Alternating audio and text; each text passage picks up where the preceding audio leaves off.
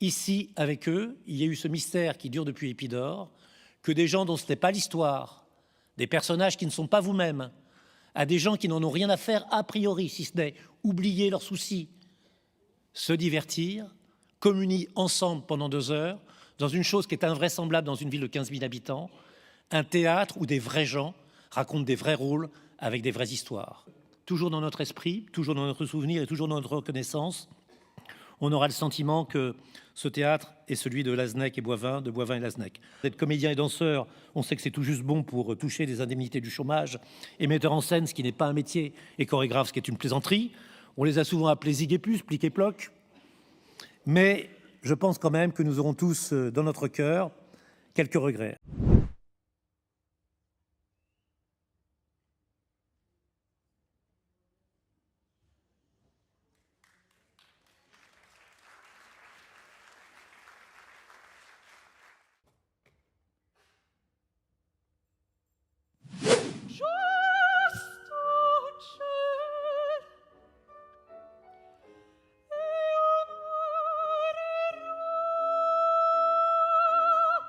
Cette soirée, elle est particulière évidemment, mais en même temps, c'est d'abord l'ouverture d'une saison, hein. Mais c'est aussi quelque chose qui signe notre dernière présence dans un cadre comme celui-ci, qui est pour nous extrêmement stimulant. On va écrire des choses avec vous ce soir, et puis ensuite, elles partiront dans d'autres aventures, dans d'autres effacements. Voilà. Et moi, je me suis promis une chose, c'est que jamais je serai propriétaire ni du théâtre, ni du plateau, et encore moins du public. Je pense qu'on n'est pas propriétaire, on est juste de passage, la preuve, on nous parle. Meilleur rôle, le grand metteur en scène russe de l'entre-deux-guerres qui a accompagné le mouvement révolutionnaire, disait une vie de théâtre, c'est une vie de chien, c'est une dizaine d'années. Voilà, donc ça fait 9, c'est suffisant. Alors, j'ai la chance, quand je travaille avec les danseurs, de les voir de près. Donc, ce que je trouve très intéressant, vous allez les voir de loin, mais quand même, vous allez voir des choses. Et ce que je trouve très intéressant, c'est tous les rouages en fait du corps. Et donc, j'ai demandé à Olivier de se rapprocher avec la caméra. Impro donc sur la quête de Brel, et je vous expliquerai pourquoi j'ai choisi. Quand vous voulez.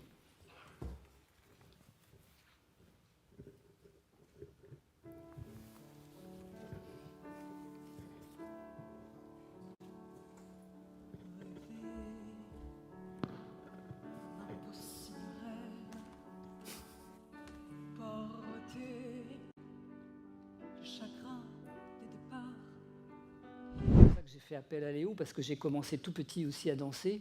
Et le solo on s'était promis d'ailleurs avec Jean-Yves de ne jamais présenter nos travaux pendant qu'on serait co-directeur. Non pas parce qu'on ne voulait pas, mais on s'est dit on est ici au service des artistes et vous les présenter, plutôt que de se dire ben voilà, on va s'intéresser à nous. Non, on s'intéresse à nous, mais ailleurs. Ici, c'est vraiment en tant que co-directeur.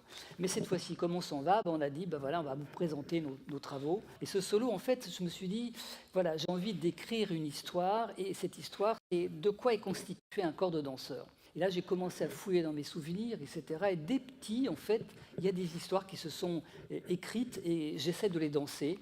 Le cœur du projet, on va vous montrer un fragment là, le cœur du projet, c'est d'imaginer que Titus et Bérénice, parce qu'ils vivent et parce qu'ils disent et par ce à quoi ils se résolvent, ne font pas tout à fait partie de l'unité ordinaire. Donc comment concrètement au théâtre on peut traduire ça? Et l'antichambre racinienne, qui est un motif récurrent dans la tragédie classique, eh bien c'est un piano à queue suspendu.